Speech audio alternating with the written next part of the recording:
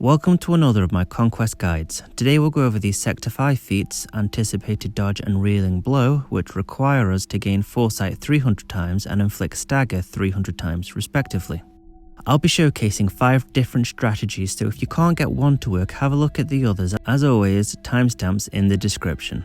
So the first strategy, which is probably the most straightforward to set up, uses a deployable cooling systems consumable, which you can earn from the Imperial Dominance Global feat, linked to my video for that feat in the description, with 3 characters that can inflict Stagger on an AoE and Grandmaster Yoda supplying the Foresight. As well as the consumable, you'll need a Volatile Accelerator, Amplify Agony, Ruthless Swiftness, and Unstable Decelerator data discs. To set up, all you need to do is ensure all enemies are stunned or dazed. This is important if your characters are low gear, otherwise you can probably skip this, then simply hit full auto.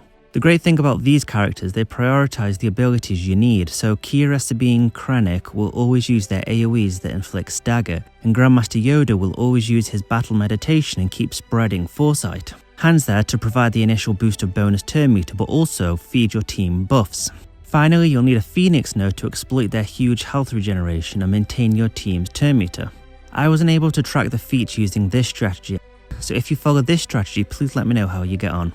There's not really anything else I need to say about the strategy, so if you're in need of an alternative, again check the description for timestamps. I'll also be adding commentary for each strategy.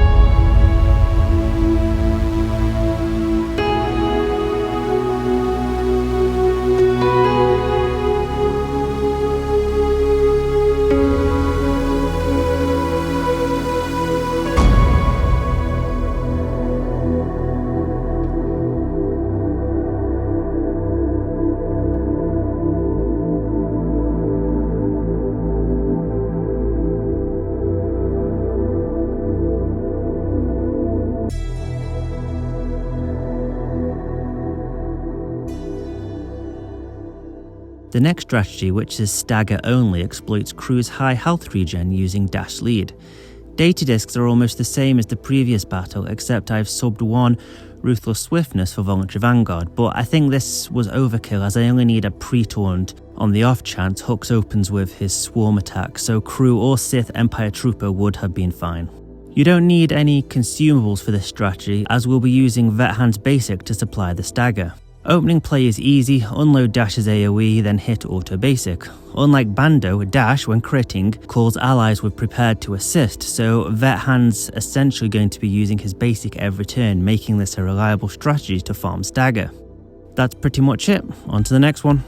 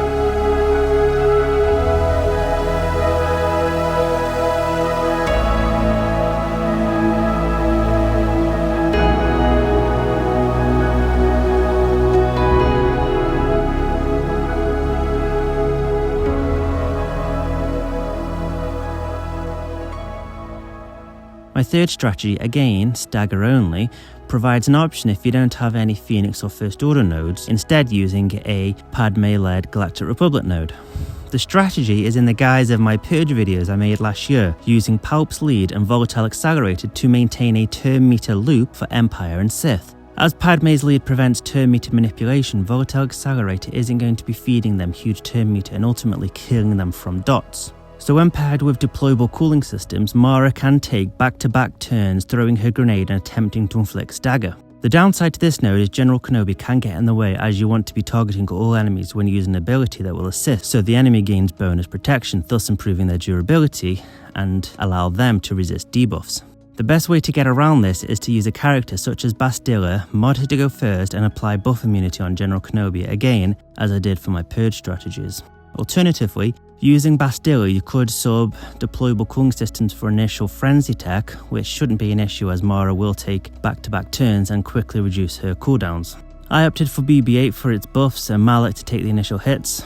If using initial frenzy tech though, you could probably sub Malak for Bastilla. I know this strategy isn't as clean as the previous, but if you manage to make this work and implement or improve what I've suggested, please let me know below.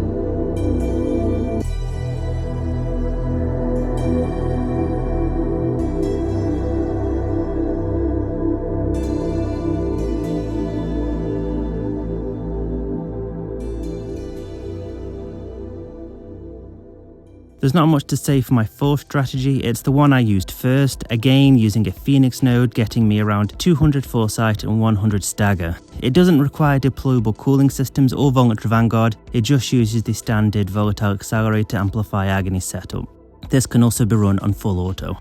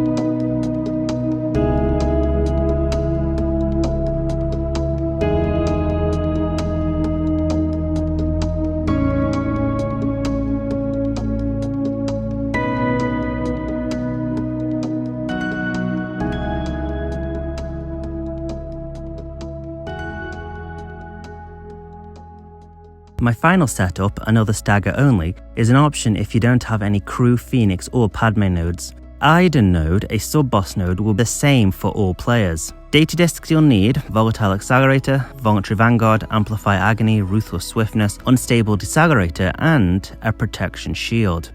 A side note, the latter disc is fantastic with General Skywalker and the 501st. So the goal of this strategy is to exploit Iden's counters and high health recovery, ensuring at least 1 or 2 of your allies are always at full turn meter. To start off, just hit full auto until the enemy only has 1 stack of never-ending ranks. Then, take out an enemy manually, thus removing the final stack. Permanently take out Shore Trooper, their crit avoidance can cause issues later on. Once down, work on Iden so that most of your basics will cut into her health but allow her to recover to max when she counters. Once you are comfortable you're in a reliable cycle, hit Auto Basic. Protection Shield and Barriss, Zated, are critical in keeping L3 alive, as Iden will eventually hit very hard as she is gaining 2% offense whenever an ally attacks out of turn. You could potentially sub L3 for Crew, but he'll probably need Watt's tank tech. So that should be everything. If you have any questions or suggestions, let me know below, find me on Discord. Till the next video.